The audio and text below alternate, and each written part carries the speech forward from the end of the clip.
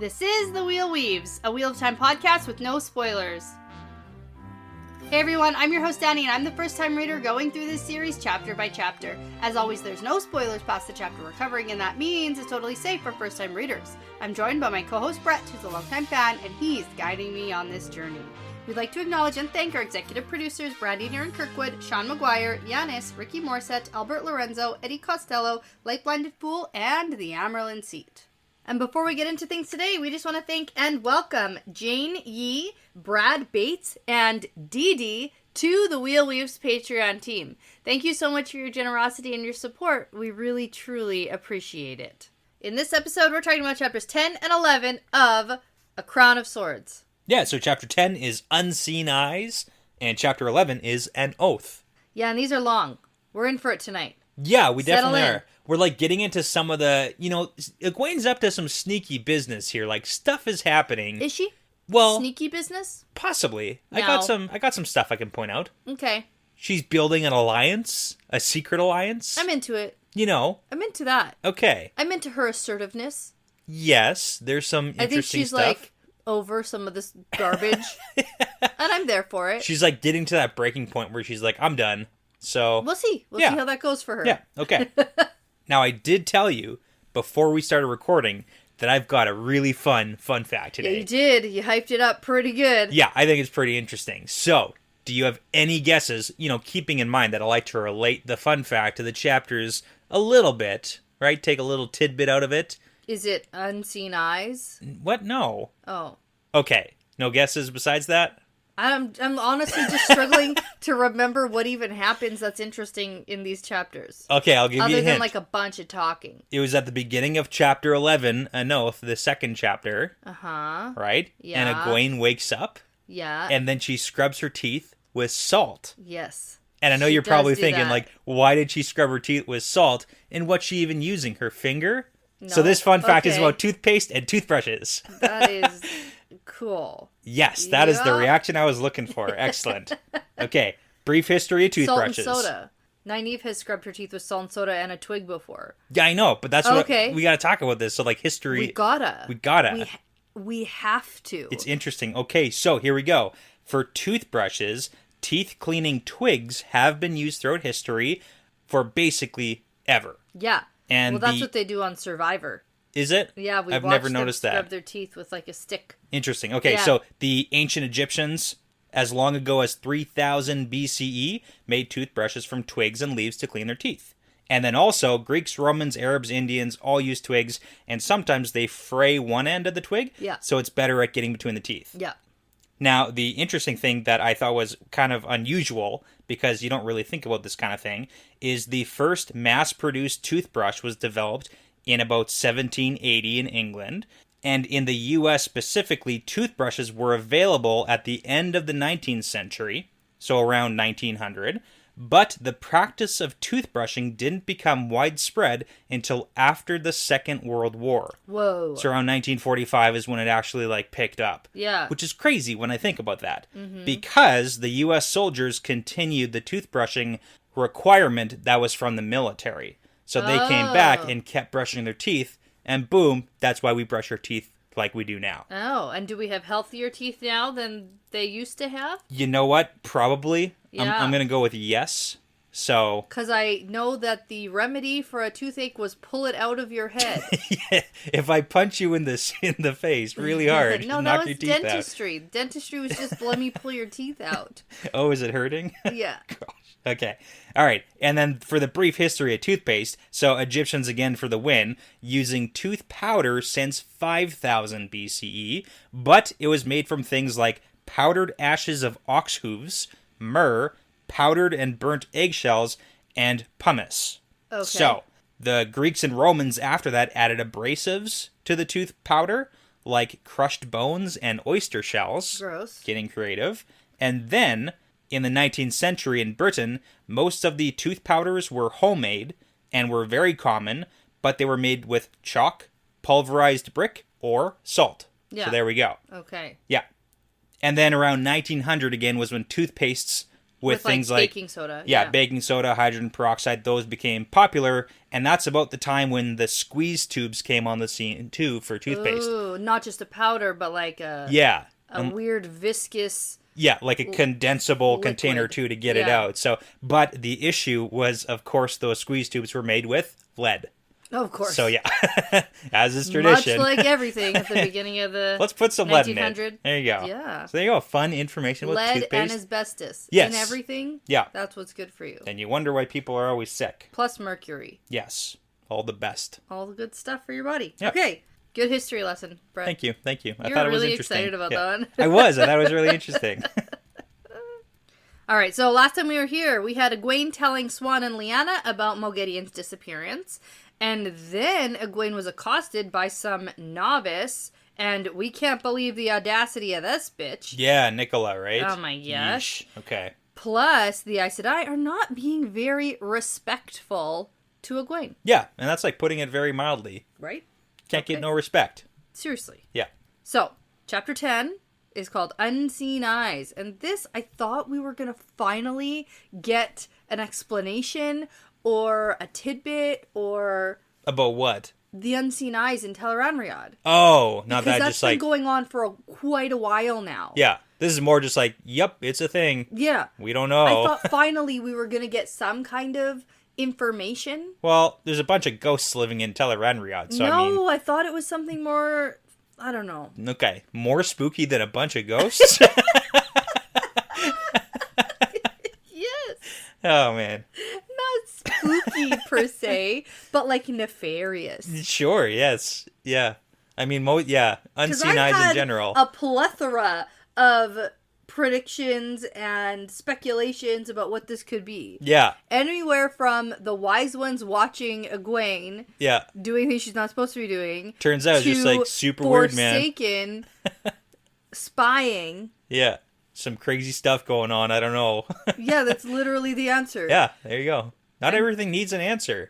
You know? That's how it goes. I really feel like it should. So we Sure. get the chapter symbol of the Tel'aran'rhiod symbol. Yep. And let me tell you why it's the Tel'aran'rhiod symbol and not because it's totally not the ring. Yeah. You know why? Why? Because the dream ring isn't even used in goodness. this chapter. Wow, what a good argument. It's just Tel'aran'rhiod. Can't even... I think it's a pretty good argument, because you always say that's what it is. But that's because that's what it is. Nah. It's like an exact description Can you quit it? Replication of... Are you done yet? I could be. More importantly, did you figure out how to pronounce salami? Because we can't just call her that. Yes, Salam. Salam? Yeah. Okay. Which I think might be worse. Salami? I like salami best. Okay. All right. Enter in an Egwene perspective. We're sticking with this for a little bit. Egwene gets back to her tent after being accosted. Right. And her new maid, Salami, is there. Can't. Salam? Yeah. Okay. She's fussing over Egwene, and Egwene, oh my goodness, went outside again with her head uncovered, and all of these maids are very upset with this. Yeah, I love it, because she's like, oh my god, you gotta have your head covered and the parasol. The parasol at nighttime. Yes. Yeah. And Egwene lets Salami do her maid duties while rambling on and on with all her advice, because it's just not worth telling her to be quiet, because it's going to like upset her and upset her. Yeah. So just for the record, just for a reminder, Salam is Lelane's. Cool. Yeah, spy. Got right? It, yeah. So Egwene is still pretty upset by the events of the night. She's angry. She's a bit afraid about the whole Nicola situation. And she ends up booting Salami out of her tent to get ready for bed, quote, all by herself. Yeah, it's terrible. Well, she has 3 maids and not even one is here right now. Yeah. Because she kicked her out. Yeah. Shocking. Like, oh my goodness. Yeah. And so before she goes to sleep, she goes and peeks out her tent flaps, and across the way she can see what looks like a woman move in the shadows. Yep. And she thinks it could be one of her maids, or Nicola, or Irina. Yeah. Is that how we say that? Yeah. Or something else. But instead of finding out, or us knowing what's happening at all, she chuckles to herself and goes, I'm going to go to sleep now. No time for that now. Yeah. Computer's starting up. There we go. Okay. Time to go to Tel'aran'rhiod. I'm just going to go to bed. Yeah, it doesn't matter. It doesn't matter about the person shuffling around outside my tent in the dark. It's one of the spies. Everybody's watching her. I'm just going to go to sleep. Okay. probably definitely not Moghedien, who literally escaped, and Yeah. like, And I mean, probably not. but that's where my mind would go. Sure. And she's just I like, get that. I'm just gonna go to sleep. You know, to be fair, we know that she's not here because she had the big important meeting to go to. How long do you think that takes? It's the same night. It's like been in, what, a couple hours maybe? Like, this all just happened. Oh, well, that was fast. Yeah. Oh, okay. Like, because Egwene went and she called Swan and Lyanna and she's like, oh my god, she's escaped. She didn't wait 3 days for it to tell her or something. It's like, right now, tonight, this is all happening. Yeah, but going to Shale Ghoul, like, might not be, like, time might not be, like, the same. Okay, you know what? Fair point. Yeah. Weird time. She could already have been, like, released. Sure. You know, especially if it's, like, Dream World Shale Ghoul. Like, we're still not 100% sure what, You know what? like, That's is happening. I retract my statement. That's a good point. Yeah, could be Moghedien lurking around. Could be. Or a male Forsaken who set her free. Could be. Halima. Could be. It actually could be that. Yeah, it could be. That's more likely. Yeah. Okay, here we are. Egwene puts herself to sleep. She goes right into Tel'aran'rhiod, to the place where she can see everybody's dreams as little stars. Yep, we don't actually have an official name for this place. So the place between Tel'aran'rhiod, like the dream world, and the real world. Yeah. So. It's the place where the points of lights are, duh. Yeah. So she starts sort of moving around and makes sure to avoid any embarrassing encounters with Gawain. Yeah, even though she, like, kind of maybe sort of wants to a little bit. Yeah, but how childish would that be? Terrible. And she's for sure done it before. This has happened again. Yeah, okay. For sure this has You happened think so? again. Oh, yeah. Okay. The way she says it, she's like, we can't let that happen again and again. Whoops. Whoops. And again. Okay. Yeah, oops. What a waste of time. Yeah. And so she recognizes Nynaeve's dream and heads towards it. However, she does think about trying to find Nicola's dreams and really putting some serious fear into her. Yeah, which I thought that was pretty an interesting thing. But doesn't. No. It would take too long to find Nicola's dream. I think that's the only deterrent here. Well, that's the thing. That's what I said is the weird. What I was going to say is the weird part, because it's not you're going to invade her dream and become, like, I don't know, a terrifying monster or something and scare the crap whatever in the dream. Yeah. It's like, it's the fact that it would take too long. Yeah. So, definitely crossing some boundaries. This would be one of those forbidden things the wise ones don't want you to do. 100%. Like, don't do this. Don't do that. And she's like, I would totally do it, but I don't have the time. No time. No time. No time. Got no time. I'm a busy lady. Yeah. Torture another time. Yeah, later. Yeah. Yeah. Okay, so Egwene makes it to Nynaeve's dream, and then we get this huge description of how she gently touches the dream, but doesn't actually go into it. Yeah, the more firm you are, the more into it you go. And that could be dangerous. Yeah. We got that whole recap. Yes. So, Egwene speaks a message. She shouts, hey, Nynaeve! Yeah. It's Egwene! Right? Down into her dream like that. I always imagine it as, like, monotone. You know the SNL club, like the voice of modulation problem? Oh, yeah, yeah. Yeah, just like super monotone. Just Nynaeve, like, it's Egwene! It is Under Egwene. no circumstances are you to return to find the bowl. Until you find the bowl. Like, no inflection, no tone, just like straight message. Maybe. Just because the way it's written in all caps. A little bit, right? Yeah. Okay. Okay, interesting. So basically the message is Nynaeve is not allowed to return until she finds the bowl. At least not until Egwene can settle a problem with Nicola, because she knows that they were pretending. Right. And I'll explain when I see you next. Also, by the way... Side note, almost forgot. Moghedien's gone. Bye! Okay, see ya. See Don't worry about it. Bye. It's like you might want to say that part twice. Like at the beginning and end. Be like, hey. Just to make sure it gets through in this weird dream message. Like, is it a freaking voicemail? Like, how is this going to be received? Do you get to listen to it once and that's it? Because, like, when I listen to a voicemail, I have to usually listen to it 2 or 3 times. Especially Like, if someone leaves a phone number. Yeah, you're like, whoa, I need like 18 takes to try and get this friggin' phone number. Terrible. Yeah. At least 2. Yeah. Yeah. Yeah. All right. Side note at the end. Oh, also just like for the record of how the dream world here works, we get the description that you can also use a hooking motion.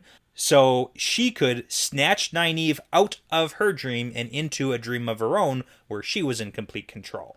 Which also seems wildly violating. Yes, and it's forbidden, but we have maybe seen Forsaken do things like that. Right, so that's probably what happened to Egwene, right? Yeah, like pull him out of your own dream and like bring him into my dream so I'm in control, not you. So something like that, yeah. Oh, and also with the people who are sleeping. Totally. Yeah, right? okay. Just like pulling people out of dreams. Okay. All right. So now Egwene leaves this dream. She goes to Elaine, delivers the same message. Yeah. And we then get a weird thing with this one. with the dreams pulsing and changing? Yes. Yeah. Okay. There's no time for that either. We don't know. She's like, I don't know. Yeah. That's it. The end. Yep. Bye.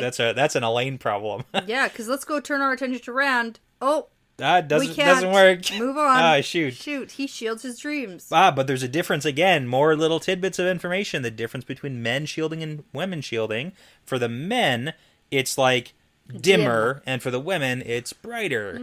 So it could be like a Sidene versus Sidar thing. Could be. And she can see Sidar, can't see Sidene. Could be. You know, lots of options. Mm-hmm. So then Egwene heads towards her next target, which is Amys. She's got a lot of messages to deliver tonight. A lot of messages, and good way to communicate, apparently. It's okay, yeah. It's actually not so bad. So Egwene thinks about how she really wants Amys's respect, probably more than even the Halls or any of the other wise ones. It's Amys that she looks up to. She wants to emulate her, and she sends the message to Amys that she wants to speak with her. Yes, and this is also part of why I think it's more like just a monotone in my own brain. I know. She's kind of sensitive about it. She is, because she's not as good. Really hard. She tries to like lower the volume. Yeah. But it doesn't work. No. And then with Amys responding, it's like her own voice. It's a relatively normal voice. Yeah. But I mean, hey, she's got some things to learn. You're still new at this. Yeah. In the scheme of things. Right. And so then we get a movement happening in the corner of Egwene's vision, and she's like, oh no, only one dream can do that. It's Gawain's chasing me down. Run away. So she flees in panic and zaps herself to the heart of the stone and thinks about how a tiny part of her wished she could have waited to be overtaken by Gawain's dream. Yeah, and you notice what kind of dress she shows up in? A cleavage dress. Booby dress, right? Oh, gosh. Sheesh. How embarrassing. Yeah, it's a good thing nobody sees her right now, because that would be embarrassing. Okay, are you very interested in a giant recap of the Heart of the Stone in Tyr? Yes. And would you also like a bunch of recap about how a lot of Aes Sedai can now enter Tel'aran'rhiod because of a bunch of Angreal and stuff, and also, Elaine can make Ter'angreals. Yeah. It's the Ter'angreal that you get into Tel'aran'rhiod with. Right, but then we get this whole recap of Angreals and Cyangreals and Ter'angreals. Yeah, and they're all property of the tower. And on and on. Yeah. Oh yeah, property of the tower, that's important. Okay. Yeah, the interesting thing to take out of this is that the wise ones are choosing to meet in the Heart of the Stone, and we're not exactly sure why, but again, it's one of those mysteries. Yeah, well that's where Egwene's apt to. Yeah. Yeah, that's her meeting spot. That's the meeting spot. That's where the Starbucks is. Right. Yeah, they're meeting. Yeah. Yeah. Okay, so as Egwene is waiting here, she starts thinking about, like, spies, and then this is where she becomes aware of being watched by the unseen eyes, which is the sensation that's, like, always around, and not even the wise ones know why.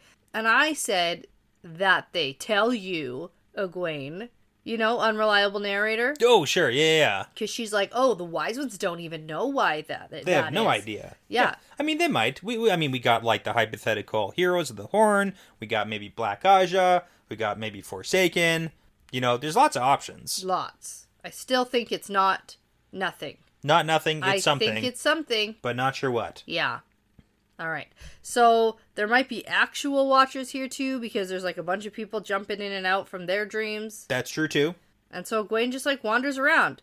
And while she's doing this, she's thinking. And one of the things that she thinks of is how she wishes she had spied on Moghedien's dreams at least once so that she could distinguish them.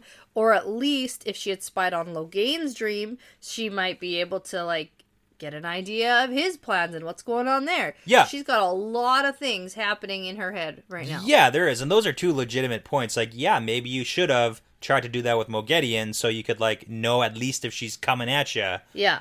But I don't know. Like, she didn't think of it at the time. Or yeah, Moghedien might have ways to, like, block that or something. Well, but exactly. Logain's a fair one, too. Like, if you're that concerned. Yeah, Logain for sure, but Moghedien for sure has her dreams shielded.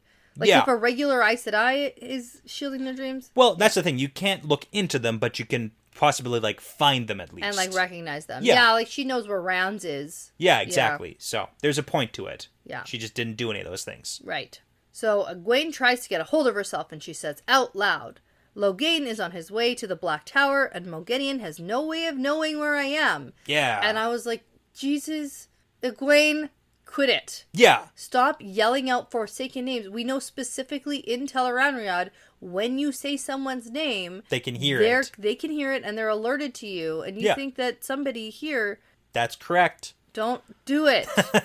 Yeah, that seems to be like one of those things that can they really hear you, or do you have to like intentionally be calling their name and like requesting them or something? If you just say it offhandedly, does it work the exact same way? I think so. I don't know. Like, it's a little bit fuzzier on the edges on how that actually works. Yeah, well, we'll get into it when the wise ones are like, meh, Forsaken aren't probably that great. Yeah, And we're probably at least as good as they are. Oh, no. But I mean, maybe. No. Maybe. There's a chance. Let's talk about it when we get there. Okay. Okay. So now this is, of course, when the wise ones pop up, and they're like, why should you fear the Shadow Souled? It's like because they're nicknamed the Shadow Soul. Yeah, and they cause Egwene to, like, jump up in the air, and they all laugh at her because they scared her. Yeah. Like, well, and she like, literally floated up in the air. Yeah. So. And they're laughing and laughing. They think it's so funny. And so we have Bear, Amys, and Melaine here. Egwene tells them that she recently caused Moghedien some hurt, and she and some friends damaged her pride, and she probably wants some payback. Yeah, I love that Melaine's all about finding out, like, the story of what went down, but then she gets cut off, so. Yeah. But yeah, and the important thing for this entire conversation between the Wise Ones and Egwene is figuring out if this is before or after Dumai's Wells. Right. Did you figure it out? I think after. Okay. Yeah, from everything that it seems like at the end of the... Like, it kind of seems like this is after. Yeah. Once Rand is, like, returned to Cairhien. So. Yeah. The okay. whole, like, are your Aes Sedai going to swear fealty to Rand? Like, yeah, those yeah. questions, you mean? Yeah. It's just one of, like, at right now, it's not immediate. Like, you're not for sure certain. No, I think the issue I had is I never once considered that this was before. Okay. I think because in my head, the epilogue came after Dumai's Wells. Yeah. Like, just in reading order. And that's what I was talking. It's like the weird time jump so that's of, what like... my brain thought, is that happens either right at the same time or, like, right after. Yeah. And so, yeah, here we are. Interesting. Yeah. Now, we also get a big recap on Calendor. Yes. It's been a little while. Yeah, and if you forgot all that stuff, it's a sword that's not a sword. And it's in the It's in the Heart of Stone. Yeah. And it's a man sighing reel? Yeah. Okay. Yeah. You got it. All right, it was a guess. Yeah. And it's got nothing to do with the Aiel. Right, they don't care. Yeah. So now we get to talking, and Egwene says, I haven't told you why I was summoned away from you, and you haven't asked. And Amys says, well, you'll tell us when you're ready. Yeah, they're wise ones. Come on. So Egwene's like, yeah, okay, I'm ready. So she goes into the story of how she was actually accepted, and there was a division within the tower, and then she breaks the news that she's the Amyrlin seat of the whole, like, rebel Aes Sedai group. Yeah, so I gotta point out here, because this is, like, so funny to me.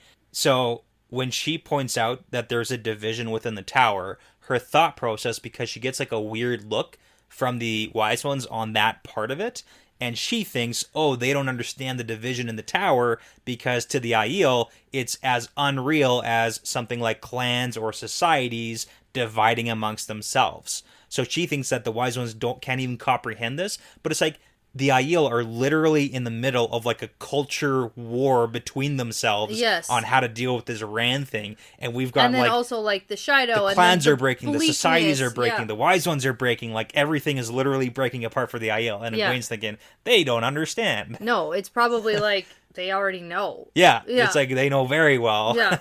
So. Mm-hmm. So now the wise ones respond immediately to this because I think it's Melaine who goes on a whole story about how children create figureheads for their, like, playtime. It's a long story. It's a long one. Basically, they get it. Egwene's a figurehead Amyrlin, and they get it. Yeah. So Egwene admits, most Aes Sedai do see me that way, and it kind of, like, hurts to... It does. To say that. Well, and she's also, like, shocked that the wise ones immediately know what's going on. Like, it's they're wise ones, and they're super old. And, like, usually, if you make it to that age... you're pretty transparent. Yeah, like, they know stuff about things, Egwene. Come on. But I do appreciate how determined Egwene is to show the Aes Sedai that she is the Amyrlin, and she'll be treated as such. She does. And so Bear tells her to just come back to the wise ones, because you have too much honor to continue being Aes Sedai anyway. Yeah. Sorelia already has a bunch of men picked out for you. Easy. Sorelia was all about that. She's like, I can line up a husband for you immediately. Mm-hmm. Right, and it's interesting because Amys is clearly the leader here, and several times this chapter, Egwene thinks about the deferral to Amys as the leader. Yeah. Which is interesting, because she's not the oldest, and she's not the strongest, or whatever, right? How do they figure out their power systems? But we also had that thing about Cerelia and Amys in their little between the two of them, and Cerelia, from what it seemed, came out on top. Came on top of that one. Yeah. And then the other ones, like, literally had a fist fight.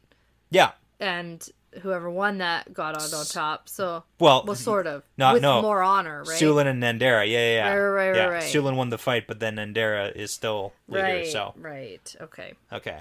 So I still don't know. It's okay, it's good. Yeah. You basically figured it out. It's an honor thing. Yeah, so Amys ends this discussion, though, because she says that Egwene has much honor in staying to bend her enemies to her will. Yeah, she's all on board for that. It's do it. Yeah. Plus, we want to be friends with the Amyrlin seat. It's not a bad relationship to have. Not a bad relationship to have. Yeah.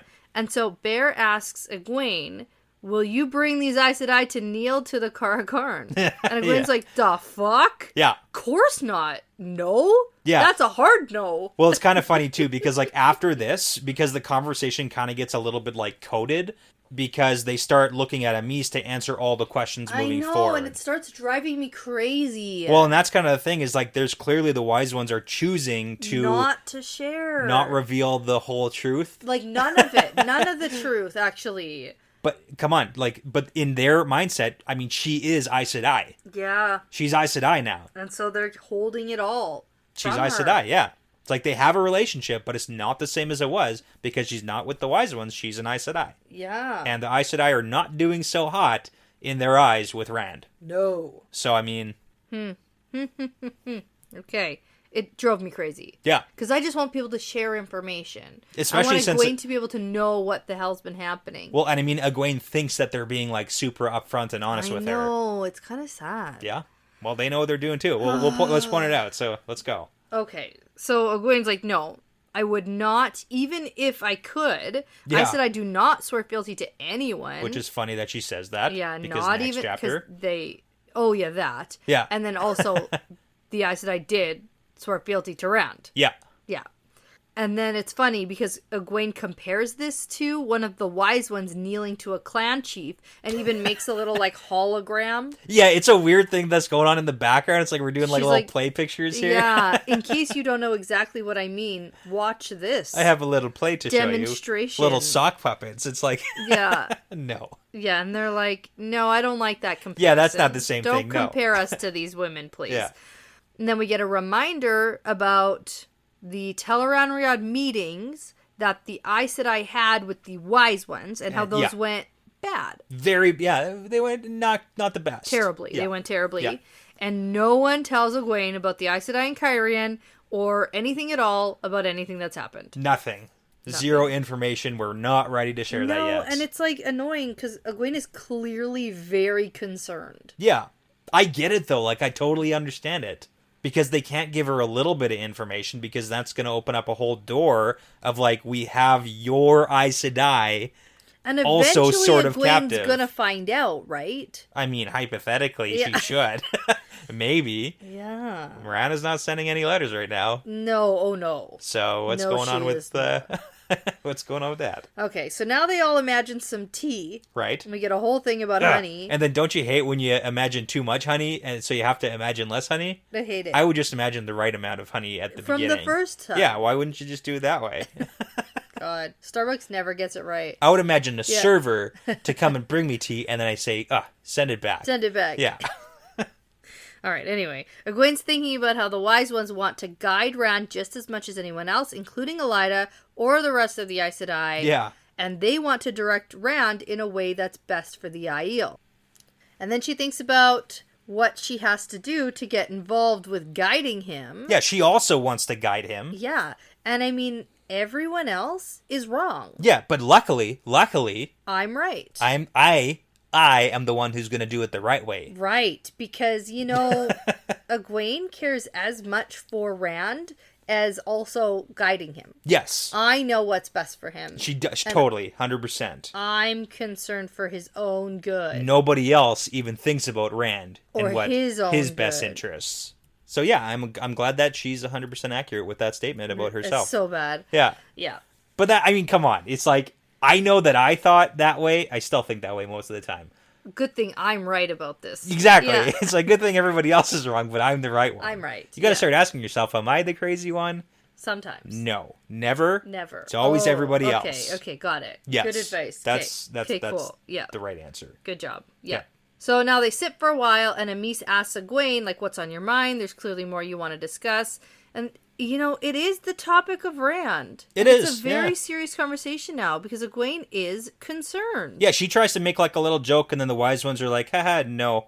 Like, let's be serious here. Yeah. Because they're in a very serious mental state about Rand with everything that's happened. Yeah, and so she's worried about the silence from Marana and Caemlyn, and that even the Amyrlin has rules that she has to follow, and she can't just, like, go to Rand. Yeah. And then the wise ones, like, kind of exchange a look, which she interprets as, oh, they would never listen to any rules. Yeah, like, exactly. They don't have rules. They're wise ones. They can do whatever they want to. But in fact, what they're probably looking at each other is like, do we tell her? Exactly. And then they defer to Amys, and that's when Amys starts answering all these questions. Kind of cryptically. Yeah, kind of. Amys says, Marana and the other Aes Sedai followed Rand to Cairhien.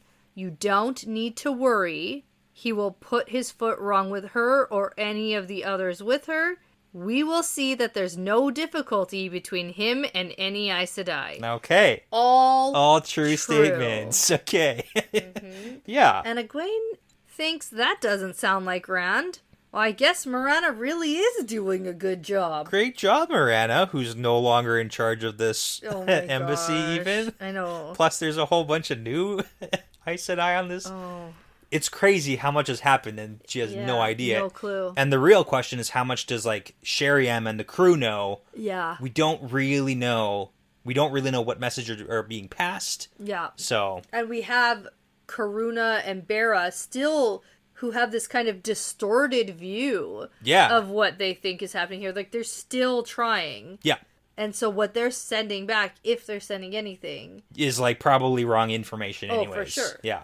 And so Egwene sticks to the topic of Marana and asks again if the wise ones are sure there isn't anything going on, because there should be a report. And they're like, she doesn't have any birds. Yeah, crazy. There's no birds left. She's got no stamps. No stamps. How is she supposed to send a letter without stamps, Egwene? Yeah, there's no post office nearby. She can't get to one. Yeah, shoot, okay. And then Egwene's like, oh man, that's bad. Yeah. Probably get some stamps. Yeah.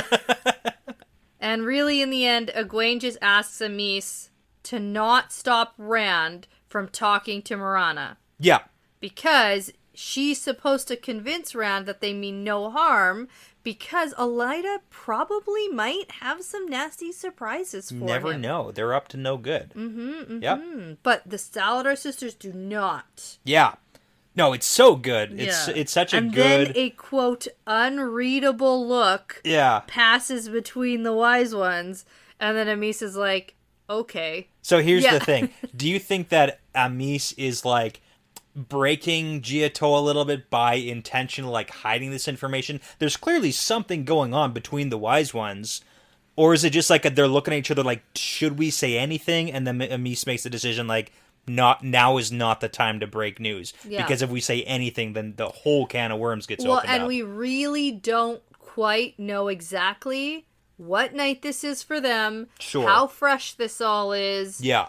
If Rand doesn't want Egwene to know, that's who their loyalty is to. So maybe they're thinking more of their obligation and honor. What is it? Yeah, right? Giotto, honor and obligation, to Rand. Yes, yeah. And they have to talk to him before they can share his information. What do you want to know? Because for them, it's not their information to share. Yeah, and I mean, technically, the wise ones might, identify anything that they want to as theirs to share. Right. Because they were also involved in, that's true. Dumai's wells. But no, there's a whole thing where they might want to consider, because, I mean, he was captive, so how does that play into it? There's a whole system of things. Uh-huh. But technically, she can promise to not stop Rand from talking to Marana. Yeah, because, everything she said is technically true. Yeah, because Marana's not in charge either, so it doesn't matter. It's like, sure, I guess I can promise that I won't stop, because Rand isn't going to talk to her, probably. So probably not. Yeah. No.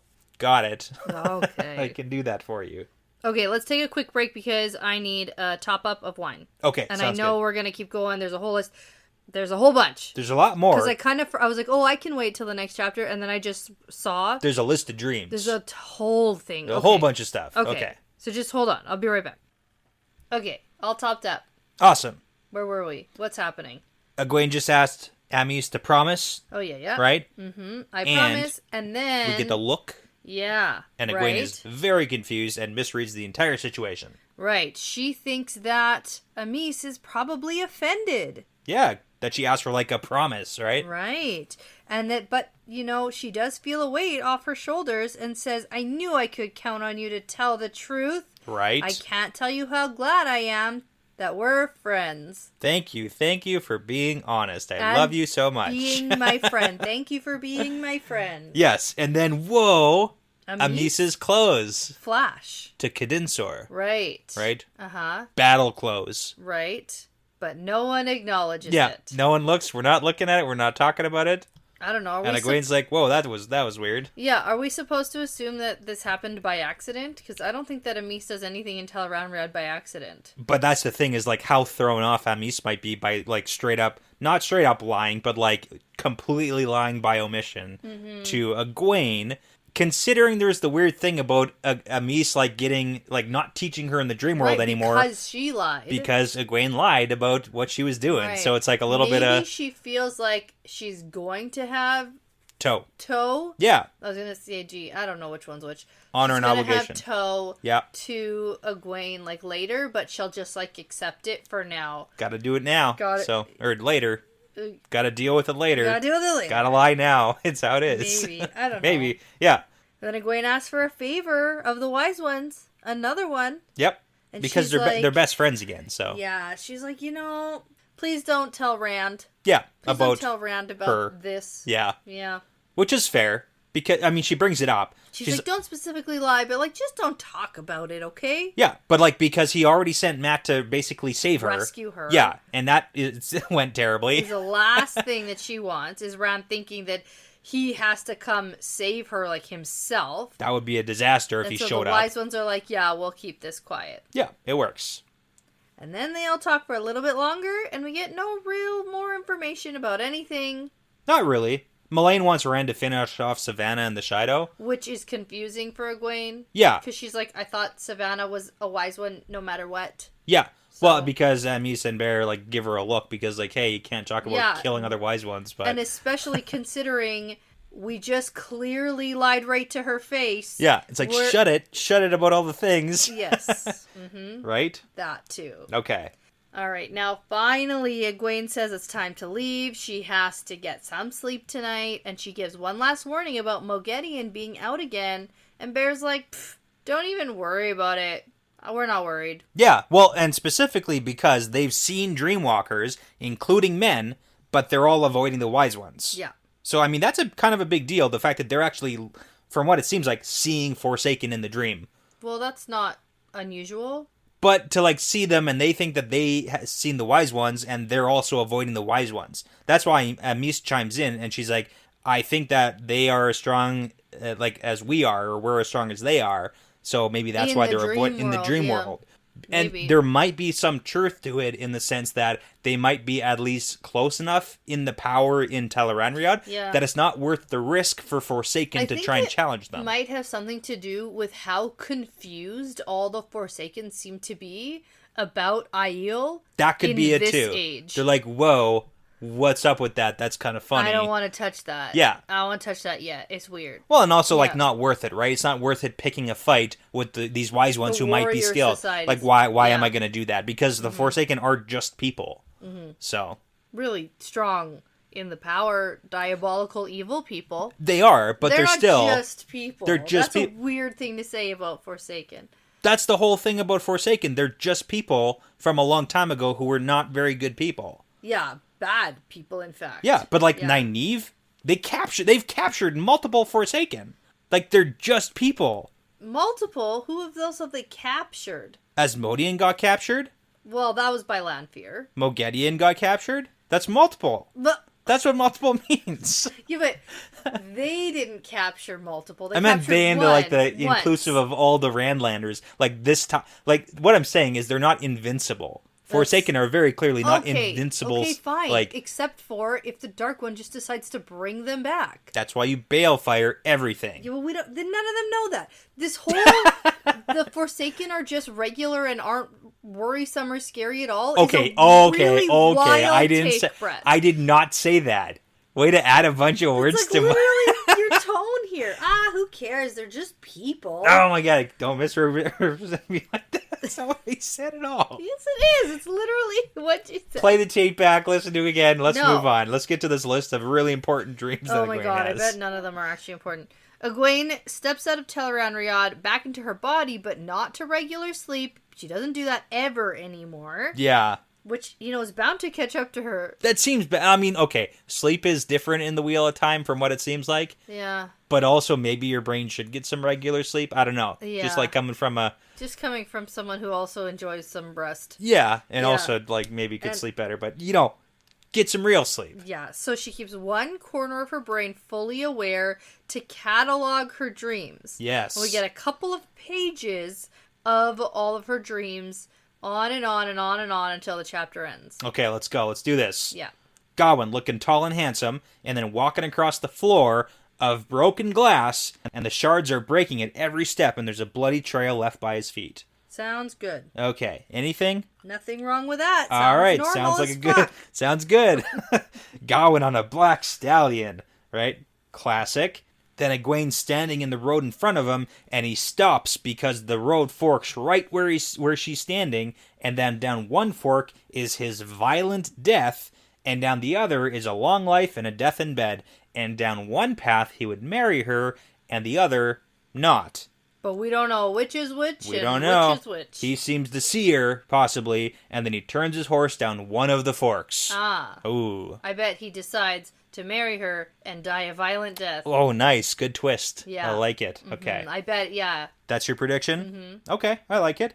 So there's a bunch more. Some have no bearing on the future, probably. Kissing him, running in a meadow with her sisters. Like her sisters from the Two Rivers. Yeah, Like yeah. her actual Actual biological sisters, not like Aes Sedai sisters, yeah. Nightmares of Aes Sedai with switches chasing her down hallways. Probably totally true. And then Nicola denouncing her to the hall, and then Tom Amyrlin shows up with the evidence of him being like, yes. That sounds like regular She's dream. a pretender. Yeah. So, okay, so that Like stuff is... subconscious, like regular Yeah, stuff. regular fears, okay.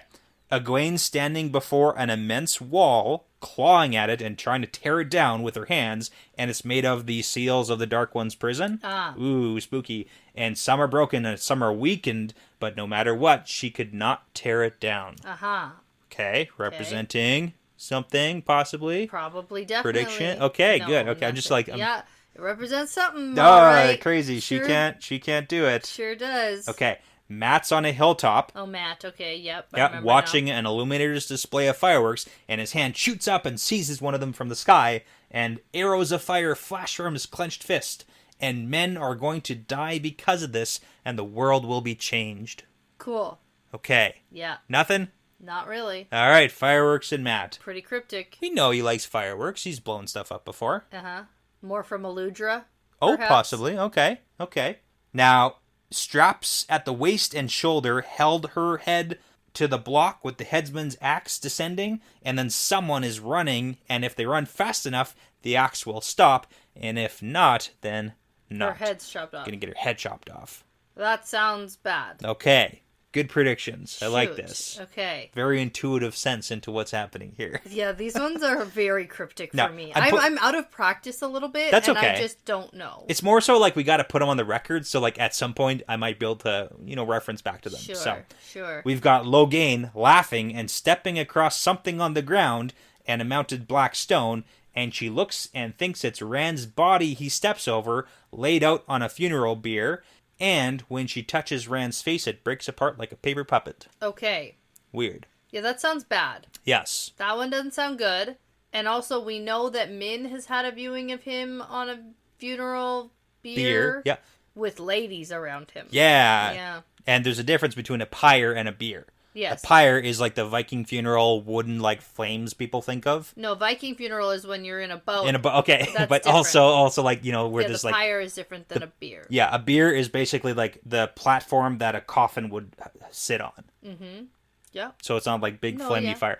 They're two different words that people sometimes and confuse. literally in the next thing is something about a pyre, so... Yeah, and then a golden hawk stretched out its wings and touched her, and she and the hawk are tied together, and all she knows is the hawk is female. Ooh. Now, is this the same as Barrelane Parent's hawk? Possibly. Yeah. Golden hawk, female, right? Mm-hmm. Then we've got a man lying in a bed, and it's important he doesn't die, but outside a funeral pyre is being built, and voices are singing in joy and sadness. And a dark young man held an object in his hand that shone so brightly she couldn't see what it was. There's a lot of stuff there. Okay. Things are gonna happen. Comma, what is going on? Who's to say? Yeah, never know. Not me. I for sure don't know, and I am not gonna say. Yeah, no, I mean, they're pretty much impossible. Yes. But it's really fun on a reread. So, I mean... I believe you. Yeah. I believe you. No, we can link it back later. You're not supposed to know what's going on. I'm not supposed to know. Honestly, like, that's the thing about these is, like, there's no way you're supposed to, like, read those and be like, I know what's gonna happen. Yeah, fair. Okay, I'll take it. And that's the end of this chapter. Yeah, there we go. Okay, chapter 11. An oath. Yes. The chapter symbol, though... Ooh, which I didn't really recognize... Oh, now I get it. Okay, yeah. Okay. Yeah. Because now I'm like, oh, the oath and the dark friends. Ooh. Uh-oh. It's like, nope. No, okay, I get it. Okay. I think. Okay. Unless... Oh my god. Unless what? I don't know. You're going off the rails. You're looking at me like I should know this one, but I don't know this one. Oh, okay. So sometimes I know what you might be suspecting because... Chapter symbol is two faces, which is like the black and white dark friend symbol. And what if... What if? What are you going to say? The two who just pledged to Egwene are actually the dark friends. Whoa. I guess so. Yeah. It's probably the Delana Black Aja stuff. Yeah, because the Black Aja is like, let's call Elida Black Aja. Yeah. But it's like, hey, pointing the finger here. Maybe. Right? Okay. Yup. Pot calling the kettle Black Aja. What? Right. That's the point. Mm-hmm. Hey, Delana. She who smelt it, dealt it. Am I right? Yeah, you're right. Okay, let's do it. Egwene perspective. She's waking up in the morning. Actually, she's being woken up. Yeah. By her super annoying maid, Mary. Mary is Romanda's spy. Right. And so she starts doing also annoying maid stuff. Yeah. And Egwene is tired from not getting any real rest, but she gets up, does her morning routine, like getting dressed, whatever. And brushing her teeth with salt. Yes. Yes.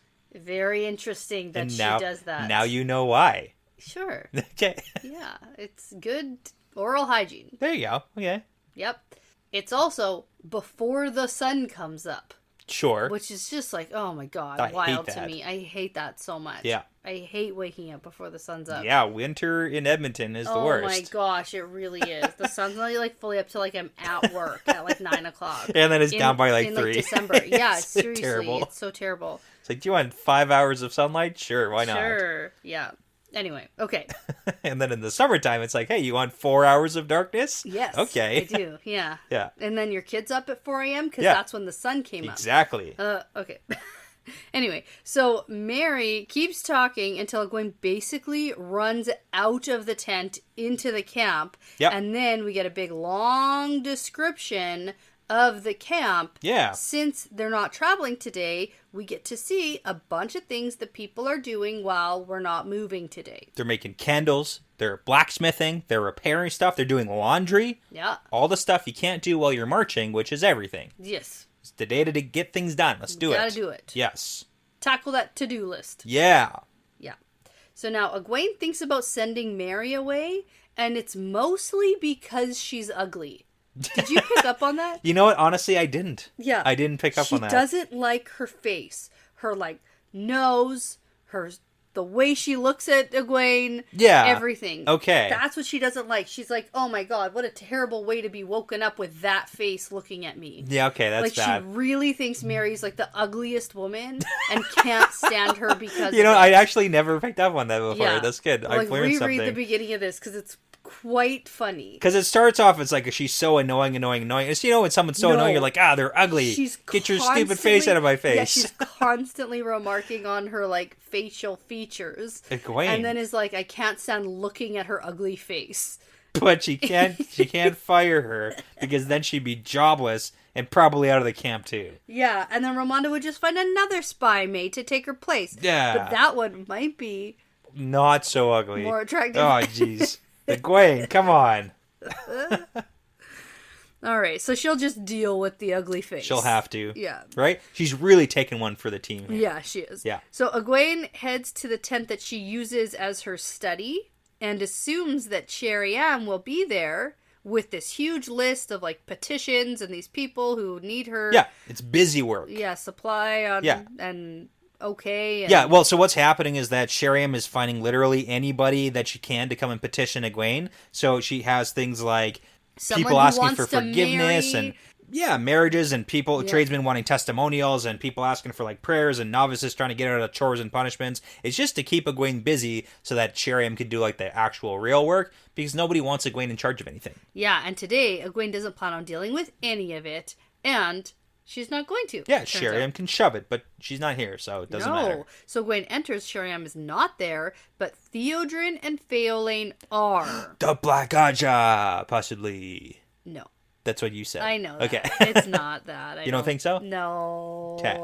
Well, actually. Oh, actually, I like that. There is a note later on. Sure. Where she's like, no one would break that oath except a dark She friend. does think that. Oh, but, no. But would it... Now I'm worried. Oh, no. Okay, but would a Black Aja tell Egwene that she doesn't like her? Wouldn't they try to butter you up and be like, we're best friends? Not if that's her personality. Yeah, I guess that's fair. Okay. Huh? I don't know. It's your call. Oh. Yay or nay? Oh, no. Well, I didn't initially get that gut feeling here. Okay. Initially, I thought Trust I your was gut, excited. though, right? Trust your gut. Usually my gut. It's been always correct about everything. But that little line in there. Yeah. Only a dark friend would break this oath. Totally like a little RJism. He's going to sneak that in there. With the chapter symbol. And then the whole Delana thing to throw us off. Right? Oh, no. I think you're onto something here. Uh-oh. And if you're agreeing with me, then it's not true. Why is that true? Because I've been on board for like half of your stuff. No. At least 50% of the things I'm on board with. I wouldn't say so. I think you're on board with the stuff I'm wrong about, because that's funny.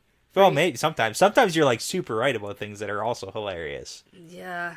Okay, I gotta give this more thought. Black Aja alert, Dark Friend alert is high right now. My thing about what I'm on board with is... Why would the Dark Friends care so much? I guess because she's the Amyrlin seat. Sure. And if Masana... Sure. ...is somewhere... in disguise. She's probably in the White Tower, though. Yeah, but she's probably getting messages. Okay.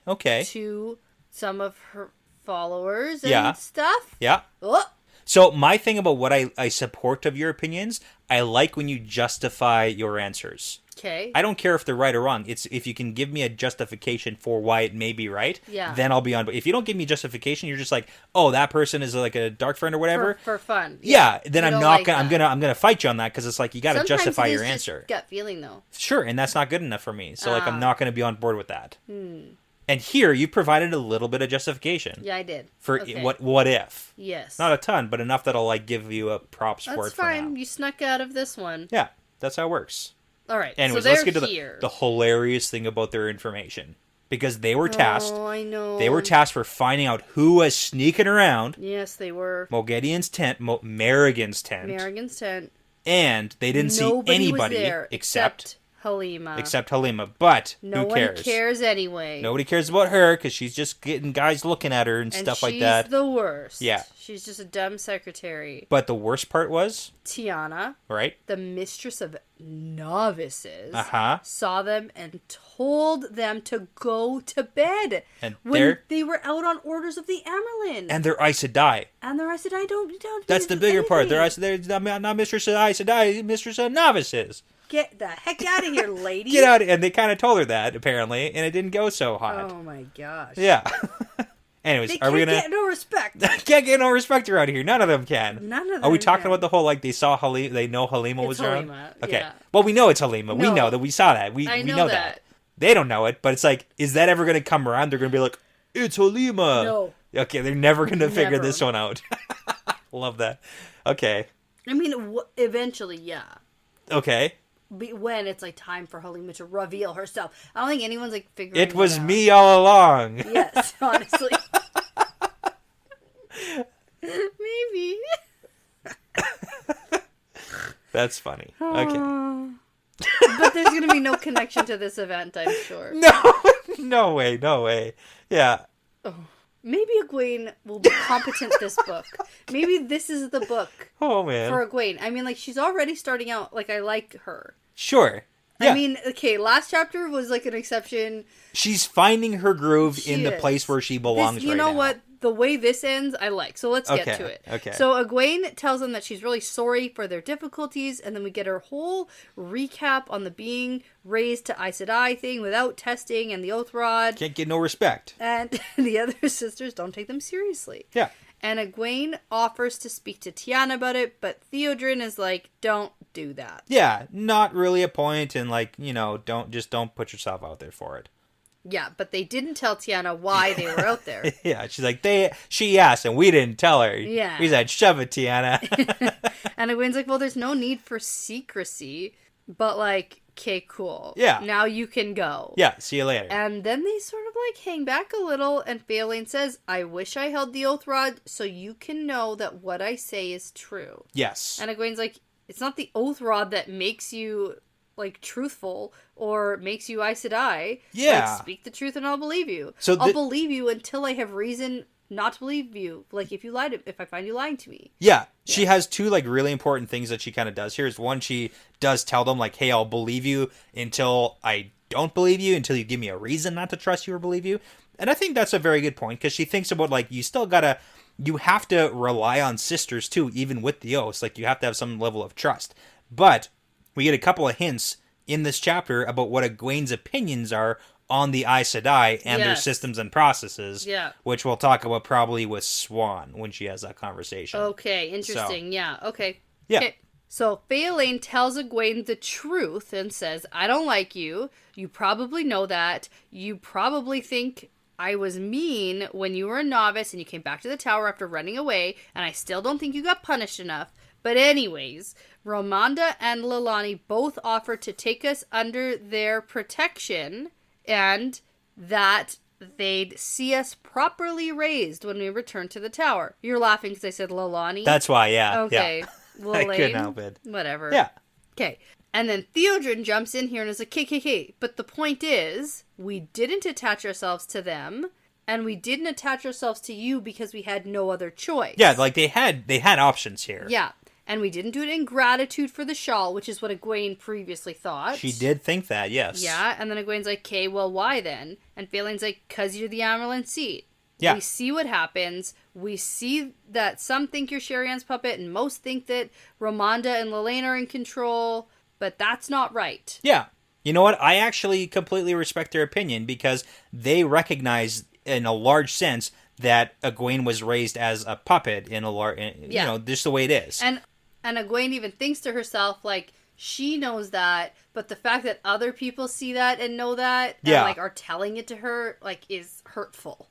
It is. She doesn't love it. But it's like, that's how not in control you are. No, that's the reality of the situation. Yeah. And I think that sparks how in control she is of the next situation. Where she's like, F this, I need to really get a handle on some stuff going on here. So, yeah. But they are on Egwene's side because they think it's the right thing to do. Yeah. And I respect the fact that even though, they kind of open up with, like, we don't like you. Yeah. But they still respect her and the position enough that it's like, we're going to back you because that's the right thing to do. Right. So they say they left the tower because what Elida did wasn't right. And they raised you, Amyrlin. So, we're yours. Here we go. Yeah, if you'll have us. And Egwene's like, cool. Okay. Yeah. And then Fealty keeps bringing up the oath rod. And, this is the major issue, is that Fealty and Theodrin, they don't see themselves as real Aes Sedai. Right. That's a major issue, and Egwene she calls them out on that. Yeah. She's trying. I was having all these, how I do this thinking thing while I'm reading? Sure. That's probably why I don't retain everything that I read. You zone out and think about stuff while you're reading? Exactly. I do that too. And so I was thinking about ways that they could be raised full Aes Sedai. Okay.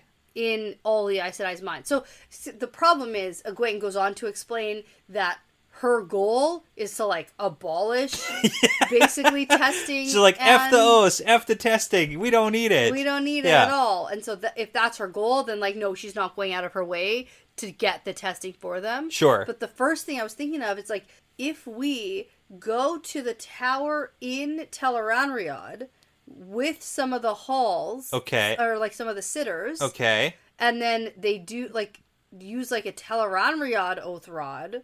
Or what? Do the testing in Tel'aran'rhiod. You think you can go through the Ter'angreal in Tel'aran'rhiod? Why not? You can find a Cloud Bowl Ter'angreal in Tel'aran'rhiod. Okay. Probably can't use it. Okay. Yeah, there we go. Is that going to work? But I was thinking, like, maybe there's a way. You know what? It's not terrible. Like, maybe there's a way. In some way for them to be sort of tested in the way that Aes Sedai need to be tested to become Aes Sedai, or accepted need to be tested. Some way that's not in the tower. We recruit 10 friends, so we have 11 people, and we pull off the biggest heist of sneaking into the White Tower to steal the Aes Sedai testing Ter'angreal. I got it. Yeah. Ocean's 11. I got it. Yeah. No, so I said 10 of our friends. Yeah, 10. Egwene and 10 friends. Egwene is George Clooney. Of course. Yeah. Yeah. Who's Brad Pitt? Nynaeve? Okay. Yeah. I like that. Yeah. Who's Matt Damon? Oh, Elaine. For sure. Yeah, and she's the mashed potatoes of the group. It's cool. It's fine. Yeah. But still so helpful. is Matt Damon. Like, we know it. But he knows it, we know it. It's still helpful. Yeah. Okay, so that's, I was thinking, like, what can we do? How can we get it? Like, I thought that's where Egwene was going to start going with this. Like, okay, I really need them to be Aes Sedai. I need people to see them. Like, how do we get respect? Yeah. This is how we do it. And she's going to come up with, no. She just goes on this rant. Yeah. She tells them, quit saying that. Do you think everybody believes Aes Sedai because of the 3 O's and the Oath Rod?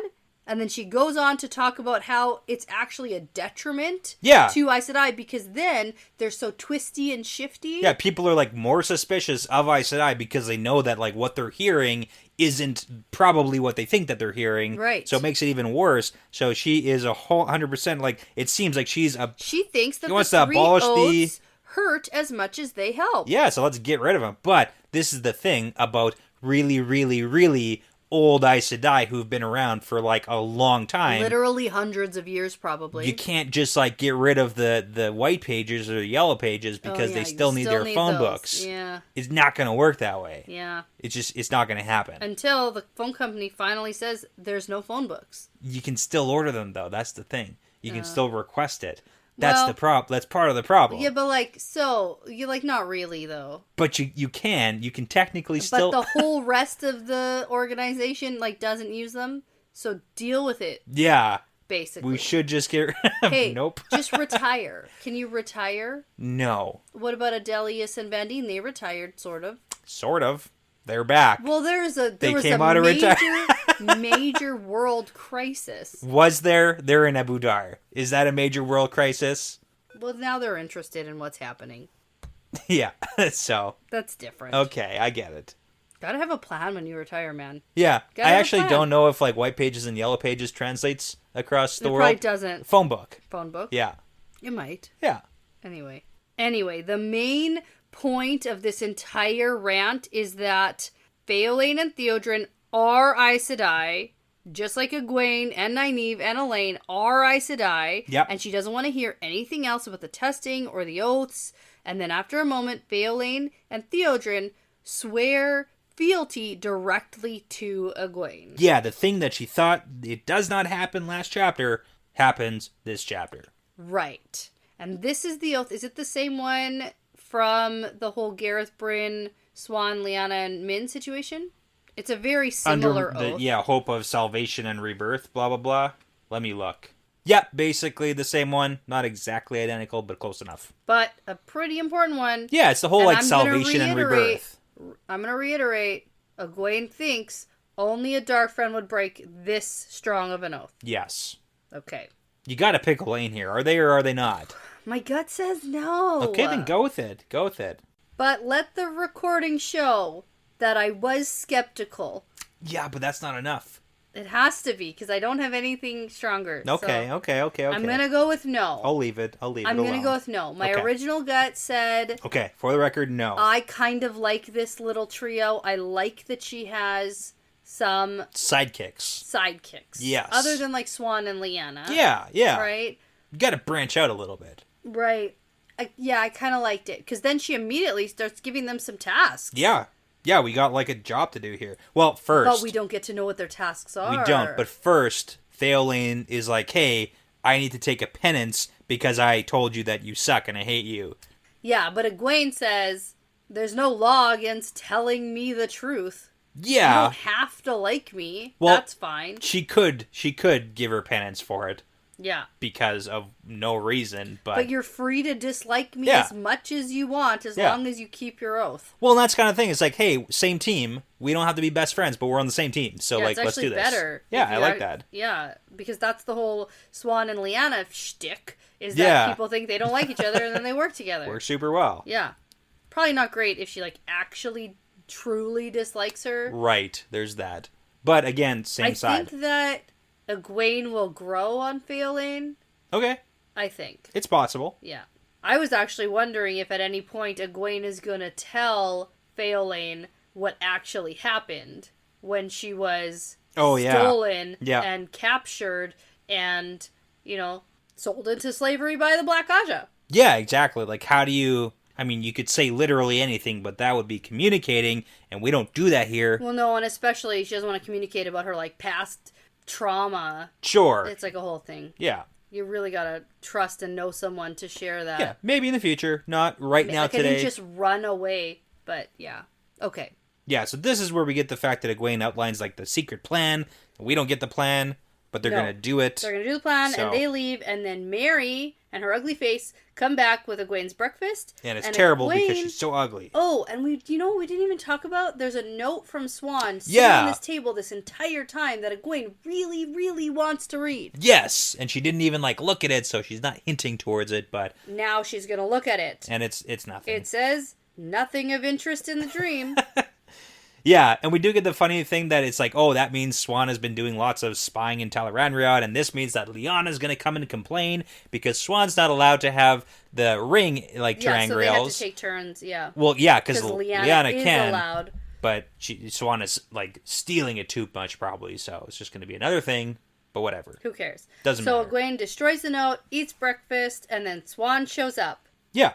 And now someone named... Eildine? Yeah, Eildine.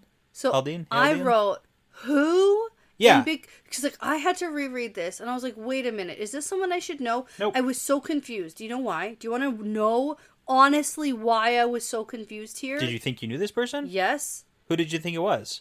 Who did you think it was? Well, I didn't know. So, okay, don't give me that look. So, Eildine is a perfect combination of the names Adelius and Vandene. Oh, yeah, it's pretty good. Okay. I really thought... This is the third sister of the group because their parents named them Adelius, Vandene, and Eildine. So my problem was, I thought this was either Adelius or Vandene, and I was misremembering the name. Right, and you're like, what are they doing here? Where are they? What's happening? I was so confused. That would be confusing, yes. I didn't know what was going on, and I didn't think either of them were Blue Aja. Crazy. Yeah. It's just someone different. It's the third sister. With the smash of their names. Sure. I mean, yeah. So there's my confusion for this. Good job. Episode. Okay. I haven't been thoroughly confused in a while. At least a couple of chapters. Yeah, at least. Yeah. Pretty sure like 3 chapters ago you said that you were pretty confused by the chapter. But that it doesn't matter. Yeah, I was really confused by one of them. Yeah, okay. But this one, wow. So wow, that was bad. This new woman who we don't know but now know. Eildine is the new head of the Blue Aja Eyes and Ears. Okay, and she's been trying to force Swan to give up her Amyrlin Eyes and Ears network, and Swan is like, no, she can't have it. Yeah. So Eildine took the place as the head of the Blue Aja network, and she was really mad to find out that like some reports are being handed to people not in the blue. That's a big no-no. Plus, that her own position got revealed because that's supposed to be super secret even within the blues. And then there's people who are thinking that the Blues shouldn't have access to the Amyrlin's network of eyes and ears because Swan.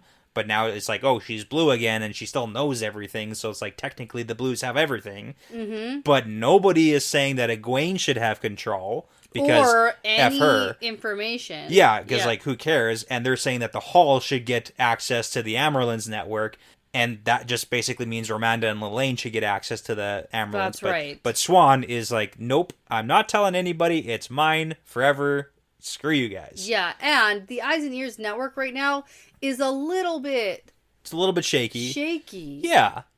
Plus, Lyanna has the network of eyes and ears inside Tar Valon. Yeah. Because that's what she focused on, was in the city. That's right. So they have like their super secret networks that not everybody knows about even. Right. And Egwene's just like, don't worry, no one's going to make you give that up. Yeah.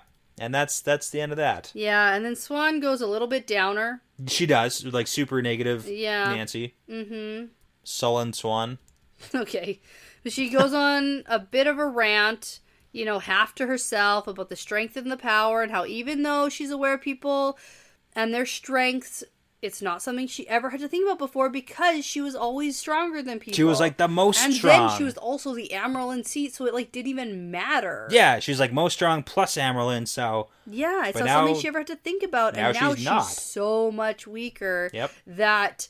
if people don't even want to, talk to her, they don't have to. She's supposed to, ask permission to even speak. Yes, that's how weak she is. And it's like, yeah, guys, your system sucks. It's the worst. It's so bad. And so Swan's having a bit of a pity party. Yeah. And Egwene is like, you know how I feel about what needs to be changed around here. There's too much that we do because I said I have always done it that way. But then here we go again talking about, change. Change is hard. Yeah. And then Egwene says that the Aes Sedai way isn't the only way or even the best way. And she intends to make sure that the Aes Sedai start following the best way. And people are just going to have to learn to live with it. Unless... Good luck, Egwene. Unless you go the way of multiple Amyrlins like we've already seen... who just get murdered. Shoot. Because, hey, if you keep stepping on a bunch of toes when people already don't like you... and they don't want to change... Plus, you don't have any actual power yet. Yeah, literally come on. None. You gotta switch something up before, Literally none. She's got ambition, She girl. does. And, I slid her into Slytherin. Yeah. Early. Yeah. Early on because of her ambition. Yes. It's like, we believe in you. Yeah. Wait. Ha! I did it. Does that count? Yeah, I slid in a reference, man. too. Okay, you did. Yeah. Okay. Yeah, I did. But I did. And when we sorted houses, I'm pretty sure I put Egwene and Nynaeve both, for sure Nynaeve. Okay. But definitely now I'm seeing her as a Slytherin. Not because she's racist and evil, but because she's ambitious. Ambitious, a little cunning too. Okay, I like it. Yeah. All right, that means that we have to go get a shot. Yes, we do. And I'm very excited because we have new shot glasses. We do. Okay, go get that set up. I don't want to get up. All right. Okay, we're back. Yeah. And I'm really excited about these shot glasses from... They're pretty cute. Aaliyah Macrina. They are from the Finger Lakes region of New York State. Yeah. And they came with a wonderful printed out color map of where those are. You know what? And it's really funny because, I've heard of the Finger Lakes before. You know why? And I didn't know what they look like, but they look like fingers. Oh, that's probably why. That's why they're called the Finger Lakes. Well, duh, yeah. It makes sense now that I see the map. It's actually, I've never been anywhere near there. Yeah, that's where Jim Carrey's from in The Office. Exactly. That's why I know That's where it. he left his family. People go missing in the Finger Lakes. Yeah, so that's really cool. Thanks so much for sending these. Yeah, thank you. Well, here's the thing. I'm pretty sure that Aaliyah wants to kill us because these are the biggest shot glasses I've ever seen. Yeah, they're great. They're huge. They're good. And I shouldn't have filled this one. They're solid. Yeah. These are great. And there's a list of all the names of the Finger Lakes. I'm gonna mispronounce all those. Yes, you are. So let's just drink. So here we go. To the Finger Lakes. To the Finger Lakes. Cheers. Oh. In hindsight, I didn't have to fill that up all the way, but that's okay. That's more than I drink normally. Okay. You okay? Yeah. Are we okay? Oh. I'm good. Gonna start feeling like Swan. Why? I don't know. Down and out. No. This is going to make me better. Okay, more like a Gwaine. This is going to make me feel confident and in charge. And a little bit aggressive, just like a Gwaine. Let's do this. I'm cool with it. Yeah. So a lot of things happen all at once. Where are we here? What is happening now? Yeah. Oh, it's where all the things happen all at once. That's exactly what happens. Okay. Because this is when Swan is still in a, like, doing her pity party thing. And then, this is when Morel passes by the tent and Egwene's like, hey, you! Stop where you are! Mm-hmm. Stupid. And then they, like, leave the tent. I know. And this was a realization for me. So, in the audiobook, by the way, it's Morella. What? Yeah.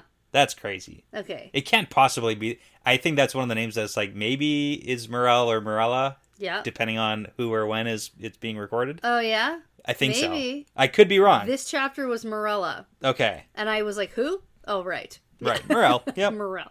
But last time we saw her, she was finding land. She was. And I didn't realize that this wasn't just, like, outside the Saladar camp. Because, okay, when we get, like, a very short, specific mention of one person. Sure. And then we don't go into a lot of detail about what's going on surrounding that. So, Morel was in Camelin, right? No. Oh. She was in the Saladar camp the whole time. Yes. Oh. What are you Never talking mind. about? Oh my god. And remember she, like, went through Bryn's army, like, the camp, and then, like, she went with the other sister yes, to I go thought... and, like... Oh, shoot. Wasn't in? I thought she was in Camelin and was one of the ones who was sent back. No. And I thought maybe that crew was back. No. She's not part of that crew. I thought maybe for a minute. Yeah, no, I could find the list of names, but she wasn't in there. Okay. That was not her. I'm going to go ahead and believe you. Okay. And I'm going to... I appreciate that you believe. I'm not trying embarrassed. to, like, not trying to throw you through a hoop here. Like, no. I thought I figured something out. I was like, oh, she's coming back for the first time. Yeah, no, that's not what happened. No, and then I was like, how does she know that Egwene's Amyrlin, like this, like, ooh, where's Lan, and ooh. Okay, now the question is, where is Lan? Like, that is a good question. He's clearly being hidden somewhere, right? Because, like, Egwene doesn't know, probably. Well, she knows that Morel has a big secret. But she doesn't know what the secret is? We don't know. She's like, I know that Morel's got a pretty big secret of her own. own. Okay, I'm going to backpedal. Okay. Why did I think that? I don't know. I can pull up the names and maybe there's like a similarity in the names, Everyone's but I don't. Be like, what the hell are you talking about? Oh man. Okay. Okay, that was confusing for me. Sure, and me. I was also and confused. Everybody. I'm sorry. I blame it on the whiskey and the giant shots. It's Aaliyah's fault. That's what I was saying. Oh no, I was saying that while I was reading and while I was doing notes too. I don't know. And now that we're talking about it, it doesn't make any sense. No. Okay. Well, so she's in the camp. Yes. She passes by Egwene's tent, and Egwene's like, hey, you, stop there, right there. That's right. And rushes out to go see her. Yeah. And then that's when Morel's like, I actually have to go. So if you'll excuse me, but Egwene says, I will not excuse you. You can stay right where you are. And this is when literally everyone starts showing up. Right now. And then just at that moment, Gareth Bryn walks up and says something about, I need to speak to Egwene alone. Yes. And this is weird because he usually sends a messenger. Usually not that important to actually come down here. And Morel takes this opportunity to be like, okay, I see this is important. Bye. I'm gonna leave. And Egwene's like, no, you stay put, and like shouts at her. Yes. So this is where Egwene thinks to herself, Morel is one of Sheriam's because she's part of the original, like, 6 of the Saladar crew. Yes, okay. And Egwene thinks apparently she has a secret all of her own. Something, what's going on with Morel. So either Egwene definitely knows, or she definitely does not know, I would say she but she knows something. I got the feeling that she didn't know, but she knows there's something going on. Something sneaky, okay. Okay. Now, Egwene is like, hey, Bryn, I intended to find you this afternoon to talk to you.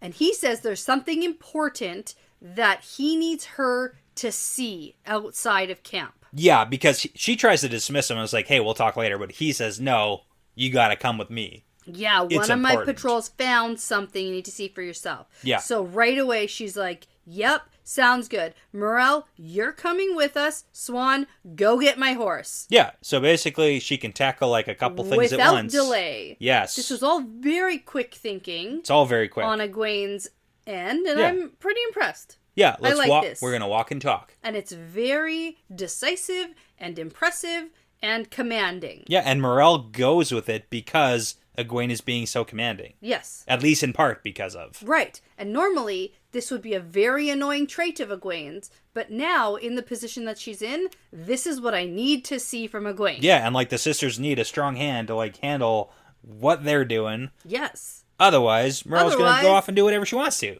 which is bad. Same with freaking everybody. Lelani and... Lelani. What's her name? Lelaine and Romanda. Okay. Do they say that in the audiobook? I have no idea. Oh my. How do you not know? My brain reads it like Lelani. That's why I said That's okay. Anyways, we got to get to it because more people are showing up because it's a freaking party. Okay. Yeah. So just as Swan runs away to go get the horses, Lelaine comes up and plants herself in front of Egwene and says, I must speak with the Amyrlin. And like, no bow, no mother, no nothing. courtesy, no respect. Can't get no respect. Seriously. I'm saying that so often that I don't even know where this- it's from now. Rodney Dangerfield. Okay, is that what that is? And Michael Scott. That's why I know it. Yeah, The Office. So, But no, that's Rodney Dangerfield. okay. Yeah. Yeah, I know who that is. You should know who that is. Okay, yeah, definitely. That's why I know. I'll show you. Okay. That's why I know who it is. Okay, hold on. He's the guy. Hold on. Now we need to hold on. Always in a lot of danger. Now mini fun fact. Hold on. Okay, we can't keep saying this without you knowing who this is. Yeah, okay. So, okay. I know. Okay, hold on. I'll tell you one thing, though, my wife keeps me in line, no matter how many guys are ahead of me. I mean, that's the story of my life. No respect. I don't get no respect at all. There we go. Okay. There you go. Okay. Maybe that didn't come through and the audio won't work. But so Rodney Dangerfield, comedian. No respect. Can't Gets get no no respect. respect. Okay. From his wife, mostly. Classic hate my wife jokes. It's great. It's fantastic. Well, mostly my wife hates me jokes. Which, okay. Can't get no respect. Got no respect. Okay. Also, I dug up the list of all the names of the people who left the original you did do that? Okay. embassy. Yeah, I did that. And none of them even resemble Morel. No, I know that. So it was I know, Demira, I know. Valinda, Karen, and No, Berenicia. I actually don't need it. So there you go.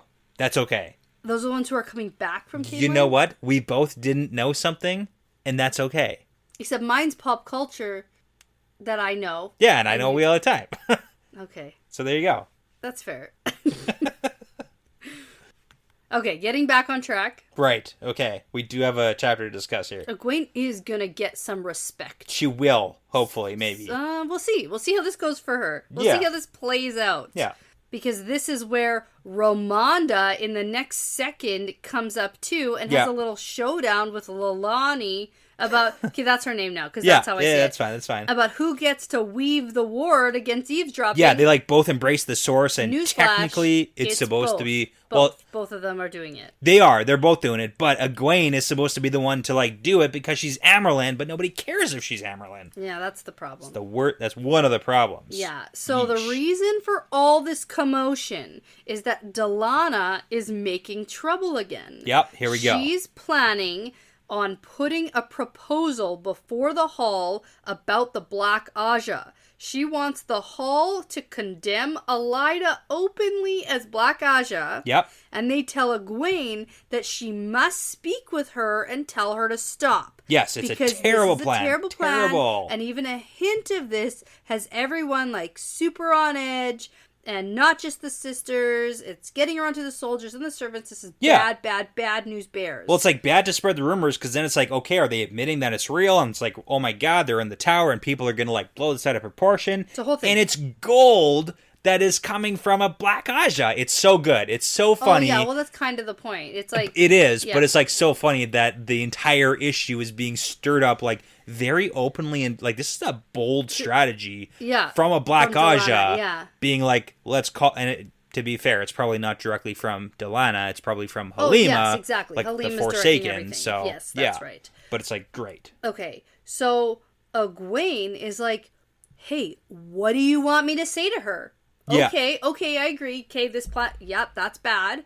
What should I say then? But I mean... But the problem is, here's the thing. Yeah. Ramonda and Lalaine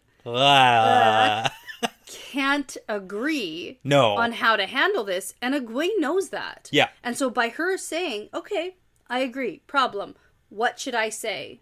And even straight up, you tell me what to say to her, you guys agree on it. It's not working. And so then they start like yelling at each other. Ramonda points out that what Delaina is doing is causing harm and no good can come of it. And maybe Elaida is black, but Ramonda doesn't believe that. Yeah. She has no problem saying Elaida is wrong-headed and bad, but she's not evil. Yeah, she's not like Black Aja. And that's the point that you had. Yes. Is that Elaida is like... kind of sucks. Maybe sucks and stupid and evil, and like, but not evil. She's like evil, but not evil. You know? Yeah. And so if they start talking about this, it will make outsiders even more suspicious, and it'll drive the Black Aja deeper into hiding. Yeah, so this part of the conversation, this part is super important. And this we back got and forth? the back and forth that's going to start right now. And I want to kind of highlight this portion of it. When Ramonda says, there are methods to dig them out. Yes. Yeah, okay. And then Lalaine says, no self-respecting sister would submit to your methods, Ramonda. So she's implying that Ramonda... what you've suggested is close to being put to the question. So I wrote that, yeah. So what is the suggestion? That's the big question. Right. Okay? So Egwene has no idea. Not sure. No. But Ramonda says desperate times call for desperate measures. That's basically what she's saying. And why would anybody put her dignity ahead of exposing the Dark One's servants? Right. And then Lalaine says, that sounds dangerously close to an accusation. Like, are you calling me Black Aja? What are you doing? Yeah. And Ramonda says, I'll submit to my own methods if you're the second person to submit to them. Yeah. And this entire time, this whole thing's going on, Egwene is thinking to herself, where the fuck is Swan? Yeah, where is she? Which is not fair. She's getting the horse. Saddle the horse. Get here. I need to get out of this. This is the worst. This whole situation is terrible. But we need to talk about this. Ramonda has a plan that seems like a legitimate plan that Lalaine doesn't like about how to root out Black Aja. Yeah. So what's the method? How could you root out Black Aja from the Aes Sedai? How do you do it? It's something that Lalaine doesn't like, that she thinks it's dangerously close to putting someone to the question, and she doesn't want to submit to it. But Ramonda's like, hey, we should do it because torture. Okay, close to the question, close to torture. Oh, okay. Any ideas? Well, I guess for Aes Sedai, they could just ask them. Okay. Because they can't lie. But like, we we're don't not know. really Yeah. if Black Aja can lie or not. So, but this is coming from like people who we don't think are Black Aja, that's right. who don't necessarily understand how Black Aja function. Right. So, like, rule number 1 of Aes Sedai is like, don't talk about Black Aja. And then don't ask me how old I am. Definitely don't ask me how old I am. But if it's kind of on the same level, like, hey, say you're not Black Aja. Yeah. Right? Like, in theory, an Aes Sedai couldn't lie about it. Right? But it's rude because of the implication. Lalane's like, oh, are you accusing me? Yes. Of being Black Aja, which is also rude. Rude. And Ramonda saying, like, hey, why would you put dignity ahead of, rooting out Black Aja? Right. What are we talking about here? So... kind of on Ramonda's side. Yeah. It doesn't sound like if that is the plan... I wasn't on the side of torture, but I'm on the side of, like... just a little. Yeah. Like, being put on the stand. Okay. Like on trial? Like on trial. Yeah. Well, just like a regular question people were concerned about and have cause to be concerned about. Sure. If you're lying, straight to jail. Straight to jail. Yeah, there you go. Well, yeah, don't lie, though. Right? Yeah. Those Black Aja never lie. Maybe, though. Who's to say? Yeah, that's the problem. Not me. I actually have no idea what's happening. Yeah, so we don't I'm Egwene here. Yeah. I don't know what's going on. And I'm like, ooh. Someone has a plan. Ooh. A little bit of a fight. This is working to Egwene's benefit. A little bit. The whole time, they're like literally yelling at each other in each other's faces. And Egwene's just standing there. I'm thinking, how can Egwene use this dynamic to her benefit? Okay, scheming. Because I know that each of these sitters have their own little faction, and Egwene's aware of that. Yeah. Right? But what if there was a case against them not being able to be sitters anymore, being denounced as sitters or given a penance based on their actions? Yeah. Right? Like, the way that they're treating each other and the way that they're acting is awful, deplorable.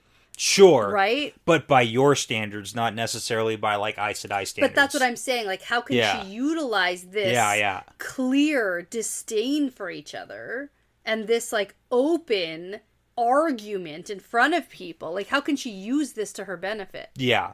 They're also under a ward of against eavesdropping. There's a very select few people within this ward. No, I'm aware of that. Yeah. But I think it's very clear that there's like a... Something's going on. There's something, and I feel like this is information that Egwene can, like, use. Fair. Against them, because those are the two, like, heads of the snake that need to be cut off, essentially. Well, and this is the thing. I said at the beginning... If those two are not in the hall, I think Egwene has an easier time. Well, I said at the beginning of this, too, is like, Egwene is cooking something up. Like, she's got something... She has plans. Yeah. She sent Fealty and Theodogen on a mission, like some kind a of couple mission, missions. So, like, she's got something cooking. Yeah, but this is okay. So now Swan finally comes up with the horse, and she stops short when she sees this like circle of sisters with a ward around them. Yeah, and now we didn't talk about it, but Ramonda and Lelaine have their two like assistants. Yes. With them? Sidekicks. Yep. So they each have one who are like glaring at each other. Yes. So there's 5 of them. So Egwene's in there with the 2 facing each other, basically. And no one's paying any attention to Egwene. Yeah. Now Egwene's finally had enough of what's happening. And she says, when you've decided what I should say, then I can decide what to do. Yeah. And she walks right between the 2 of them, out of the ward, gets on her horse, puts on a big floopy hat, and says, let's go. And she ties the hat under her chin. Yeah. And takes off some pom-pom flowers that Chessa clearly put there. It's absolutely lovely. No, she hates it. She takes the flowers off. No, it's lovely. No, she doesn't like it. It's lovely. Egwene... The hat is wonderful. It's great. It's a riding hat. So let's go. Egwene, Brynn, Morel, and Swan. Which is like quite the group. Yeah, it's not bad. I'm actually okay with it. Okay. Here we go. They all head off. They ride through the camp. We get a long description of it. The soldiers, what everyone's up to. A lot of the soldiers are cheering, Lord Brynn, the bull, blah, every time he rides by. Nobody's talking about the Amyrlin seat or Aes Sedai. What does she want? Woo, Amyrlin seat. Well, they've made such a big distinction between the two camps. Like, they don't interact at all. So, of course, the soldiers are going to be, like, all about Brynn. Yeah. He's a great captain. Yeah. And so Egwene thinks about her own horse. Yeah. And how she'd rather be riding Bella. Yeah, but it's not a proper mount because you can't have no shaggy cart horses for the Amyrlin seat. Oh, Bella. And it's Egwene's own rule. Yeah. So does this mean that Bella's for sure with them? She just can't ride her? Yeah, that's what it seems like. Okay, because that's what I like. And Egwene knows about Bella being here. Okay. That's what it does seem like from this perspective here. All right.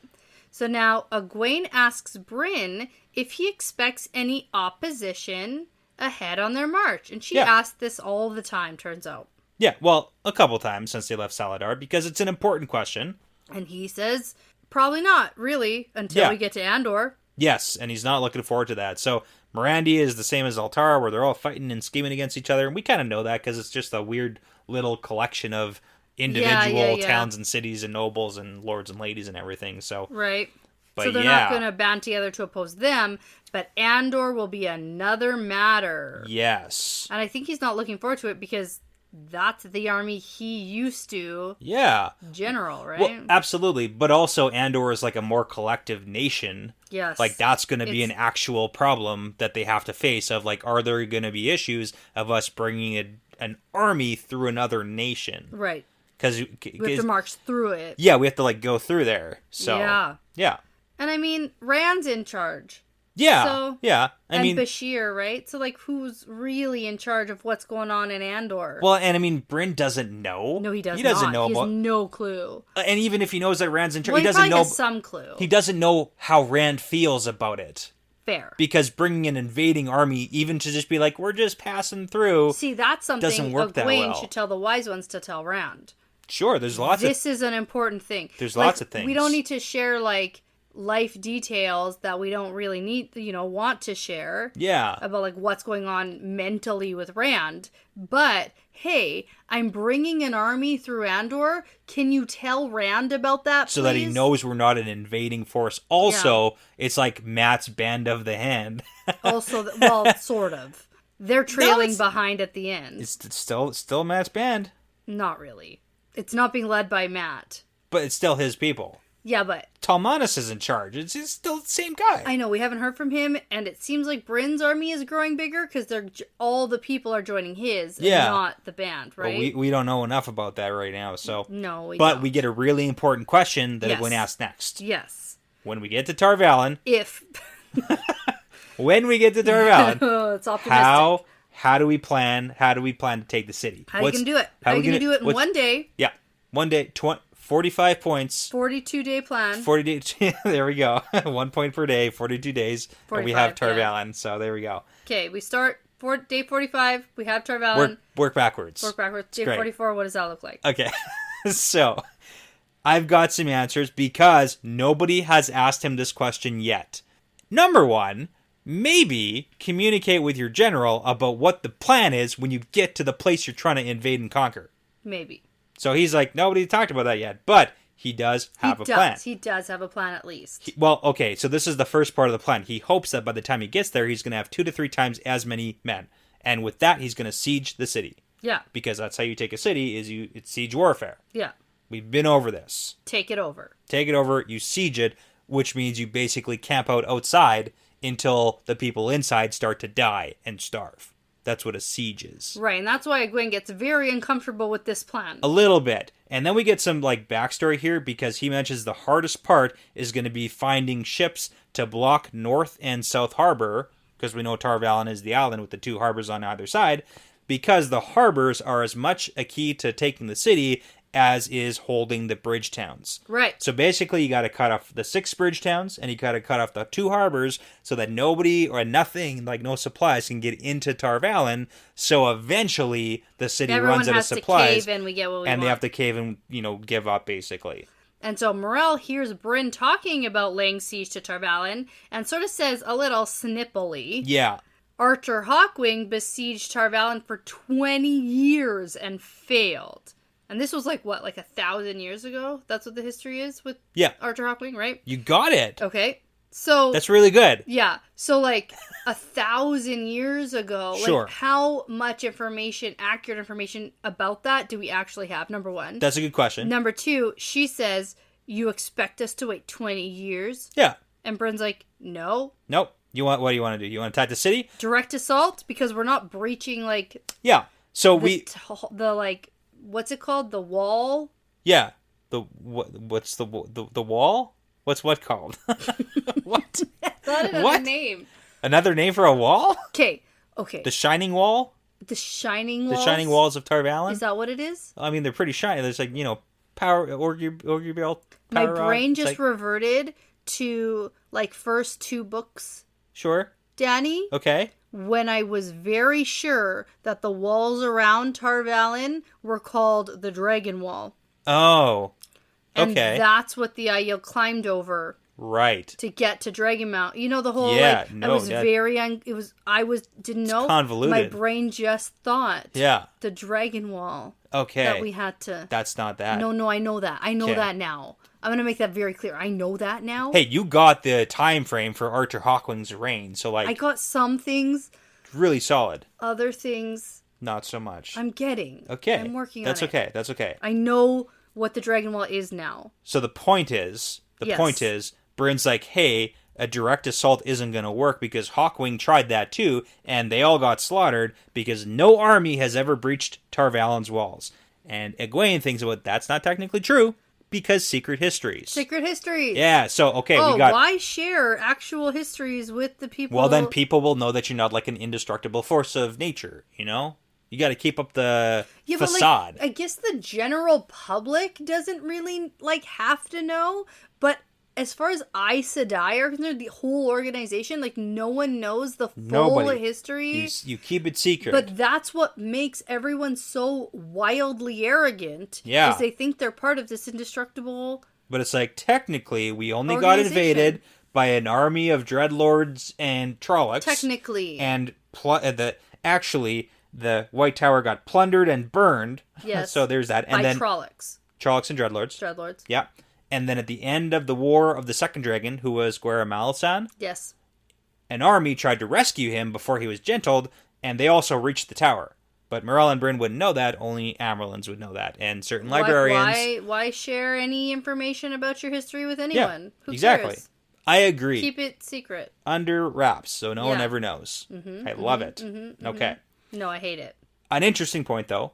In Egwene's conversation with Bryn, she did mention, because he had said, I hope that I have 2 to 3 times as many people, but she says, well, what happens if we don't have any more soldiers? Yes, and lose some, maybe. Yeah, because, like, you never know. We have to march through Andor. It's a long way between here and Tarvalon, so, like, yeah, we could gain people. What happens if we don't gain as many as you need to? Yeah. So. And he says, whatever, I'll be the first. Yeah, doesn't matter if I have 100,000 or the same as what we have now, because if he can block the harbors, that's something that Hawkwing never did. Do. Yes, that is the key. And then we get a funny little thing about the iron chains. Yeah, tell me about that. Oh, well, they're... Okay, so keep in mind, when we're talking about the rivers and the harbors and, like, the river around Tarvalon, like, it's huge. It's not a small... It's big. Yeah. It's big, and the harbors are big, so it's not like you're sinking a ship in the harbor and it's blocking the harbor. Yeah. You need, like, a fleet of ships to, like, sink so that you cut off trade access. So the Aes Sedai apparently have iron chains that they raise to stop the ships from, like, you know, sailing through into the harbor mouth to sink them before they can, like, be placed in the right spot. Okay. So if you don't place them in the right spot, the river's also deep enough that, like, a sunken ship isn't gonna, you know, ruin things. You remember when they were going down the one river, I think it was, like, Baal Daman, or I can't even remember which, but there's, like, a sunken ship that, like, blocked them. And it, like, wrecked everything. Yeah, and there's bandits and the whole thing. Yeah, that was when they were going south to Tyr. Yeah, exactly. Yeah. And they had to stop, and that's when they first met the Avienda. So there you go. It isn't like a one-boat situation where it's like, oh, if we can sink the one ship, we got them. Yeah, I get it. It's like, it's a big thing, so. Okay. Yeah. But that's his plan. Yes. So, if we stop the food and supplies from getting in, we'll hinder the trade, we'll win. It's good. That's how we do it. And if Egwene feels sick about this idea. The idea of war, about people dying, about people killing and fighting in the streets of Tarvalon, all for her. Yes. She hates that idea. And she thinks, oh, you know, maybe about the world too and stuff. How but it's many like, people it's really will die about her. for me? Yeah. Yeah. And so she asks, okay, what is it you wanted me to see? And I didn't know if we were going to get a glimpse or like, I knew it was going to be a cliffhanger. Sure. I felt that coming. Sure. But I thought we were going to get like a tidbit. A kind of. A little bit. Something I could use to speculate. Yeah, because that's kind of my question. And he says, better you see for yourself. And they keep going. Yes. And that's the end of the chapter. Yeah. What is the big mystery that Bryn wants Egwene to see? I honestly have no idea. It makes me think of, like... The Matt situation? The Matt situation. Yeah. Yeah, that's Here's exactly... a bunch of dead Tinkers. That's exactly it. Yeah. Like, you literally took that out of my brain. Because, that was, like, the last time that we had, like, a leader... Yeah, it was, like, It was, like, a whole thing. Tinkers slaughtered. Yeah. Yeah, and it wasn't great. No, And then he was attacked by, like, Aiel, which was weird. In the night, through gateways. Yeah. Kind of weird. Kind of. The weirdest thing that's, like, literally happened. Because I have nothing for it. Sure. I hate when I have, like, nothing I can piece together to make sense of it. Yeah, like, what the heck is going on? Yeah. Okay. Do you think... Okay. So that's what it's hard to speculate. It's got to be some sort of, like, massacre something. I was going to ask, do you think... Are you going to be underwhelmed by what it actually is? Probably. Or is it going to be like a, oh, dang situation? One or the other. Yeah. What do you think? You got to make it, you know... Oh, prediction time. Yeah. Underwhelming or oh, dang? Oh, dang. Nice. Oh, dang, what the heck's happening? That's what I want. I need this book to pick up. Okay. I better not be underwhelming. Okay. Or I will be upset. A Crown of Straw, it's a good book. I will throw the book in the fireplace. Oh, no. That's the worst thing you can do to a book. Is it? Yes. Okay. Yes, it is. Mm-hmm. I don't have time to speculate on that. No. This has been a long enough recording. This is enough. Okay. I'm happy with this, and I'm excited to read on. Okay, and we are doing one chapter. One chapter next time. Because it's like 40 pages. It's a big one. Good memory. Chapter 12, chapter. It's enough pages, and then we'll continue on with 2. Sounds good to me. Okay.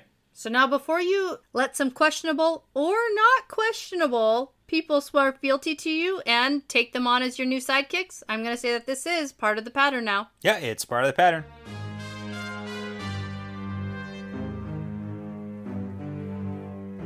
Thanks so much for listening, everyone. The Wheel Weaves is hosted by Dani and Brett, edited by Dani, produced by Dani and Brett, with Essen, Passion Socks, Mozyme, Moltude, Benjamin, Michelle O'Brien, Jamie Young, Cody Fouts, Megan Smiley, Jonathan Reese, Vince Lewick, and Margaret, with music by Audionautics. If you are interested in supporting us and the podcast, and also getting some really cool exclusive merch and access to early episodes and bonus episodes, you can check out our Patreon at patreon.com/thewheelweavespodcast. For general information about our show and us, like how to send us shot glasses, how to join our Discord, how to get in touch with us, things like that, for all things The Wheel Weaves, you can go to thewheelweavespodcast.com. Please be sure to give us that 5-star review because it really does make a huge difference. And tell a friend about us because referrals really are the best compliment. Thanks again for listening because this really is part of the pattern now.